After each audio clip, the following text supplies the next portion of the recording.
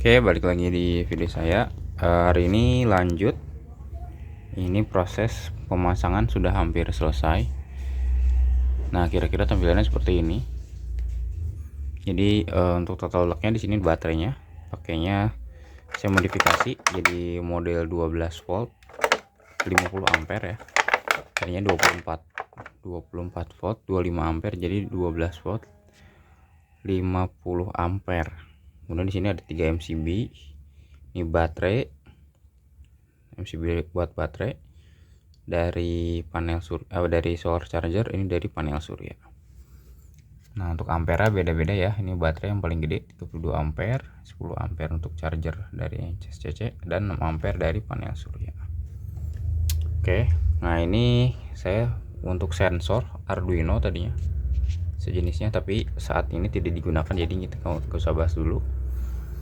Di sini saya menggunakan bus bar 25 ampere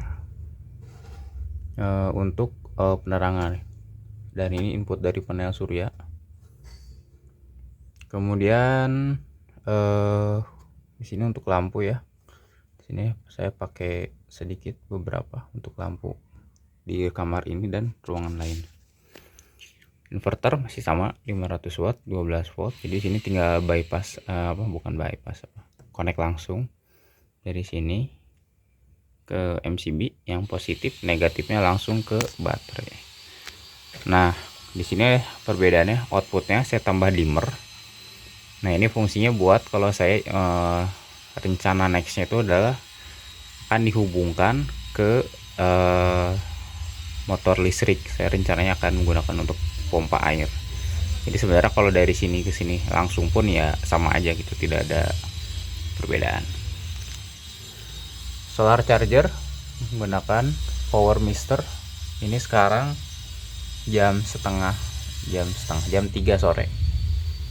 Lumayan ya, 32 watt terbaca, tapi di sini ada selisih, sini 30 watt. Oke lah, cuman selisih sedikit. 13,4 volt. Oke. Dan juga untuk lampu di sini ini tidak terhubung langsung dari baterai, karena baterai ini kan nggak murni 12 volt ya, dia naik turun gimana kapasitas. Di sini saya menggunakan DC step up down, jadi tegangan baterai itu nggak mempengaruhi tegangan beban ya, seperti itu. Nah, terus di sini kita pakai kabel dak biar lebih rapi. Untuk nextnya saya akan tambahkan Arduino dan sebagainya untuk controlling, tapi untuk saat ini sudah cukup oke ya. Ini sistem sederhana, cukup untuk menghidupkan beberapa ruangan ya untuk lampu sama beberapa beban-beban kecil ya.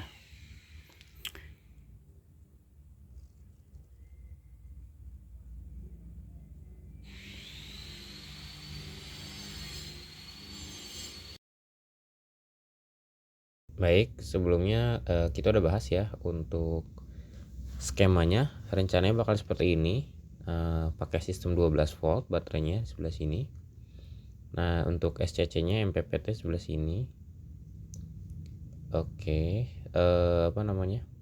nah sekarang kita akan bedah sekarang hasilnya seperti apa untuk skemanya. Nah, hasil skema akhirnya seperti ini ya.